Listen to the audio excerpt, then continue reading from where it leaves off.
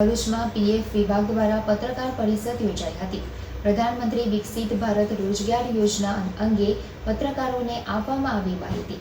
યોજના અંતર્ગત વધુમાં વધુ યુવાનોને લાભ મળે તે માટે સહયોગી બનવા અપીલ કરી। ભરૂચ પ્રધાનમંત્રી વિકસિત ભારત રોજગાર યોજના અંગે લોકોને વધુમાં વધુ જાગૃત કરવા માટે પીએફ વિભાગ દ્વારા પત્રકાર પરિષદનું આયોજન કરવામાં આવ્યું હતું। આ પત્રકાર પરિષદ સહાયક ભવિષ્ય નિધિ આયોગની પ્રાંતીય કચેરી ખાતે યોજાઈ હતી, જે બ્લુ ચીપ કોમ્પ્લેક્સ સેવાશ્રમ રોડ ભરૂચ ખાતે આવેલ છે। પત્રકાર પરિષદમાં ક્ષેત્રીય આયુક્ત અધિકારી ધનવંતસિંહે અધ્યક્ષતા કરતા જણાવ્યું હતું કે કેન્દ્ર સરકાર દ્વારા શરૂ કરાયેલી પ્રધાનમંત્રી વિકસિત ભારત રોજગાર યોજનાનો હેતુ દેશમાં રોજગારીનું પ્રમાણ વધારવાનો છે। આ યોજના અંતર્ગત નવો કર્મચારી ભરતી કરનારા નેતાઓને ભવિષ્ય નિધિ યોગદાનમાં સરકાર તરફથી સહાય આપવામાં આવે છે, જેથી નોકરી આપનાર નિયોક્તા માટે નોકરી આપવી વધુ સરળ બને છે અને રોજગારીની તકો પણ વધે છે।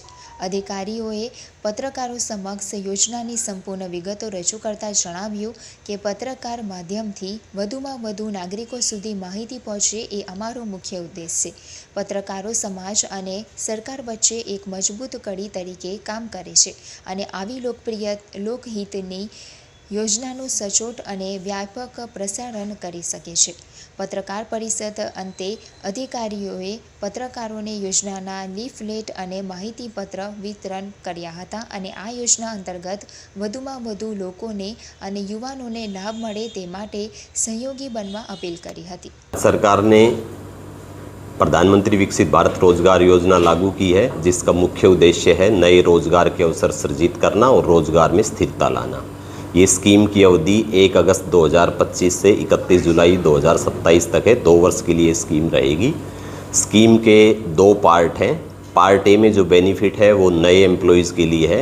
जो भी नया एम्प्लॉय ज्वाइन करेगा 1/8/2025 के बाद और उसको पीएफ की मेंबरशिप मिलती है, तो ऐसे एम्प्लॉय को सरकार की तरफ से 1 माह का वेतन दिया जाएगा। ये राशि 2 किस्तों में दी जाएगी।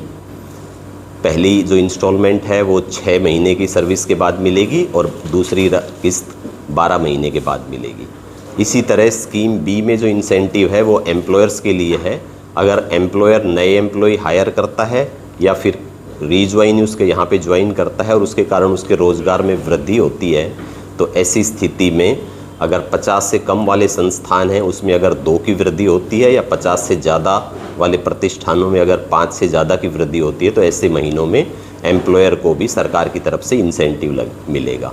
जो इंसेंटिव की राशि होगी वो 1000 रुपये से 3000 रुपये तक होगी और ये जो दोनों तरह की पेमेंट है, एम्प्लॉय वाला भी और एम्प्लॉयर वाला भी, इनकी डायरेक्ट पेमेंट उनके बैंक अकाउंट में की जाएगी।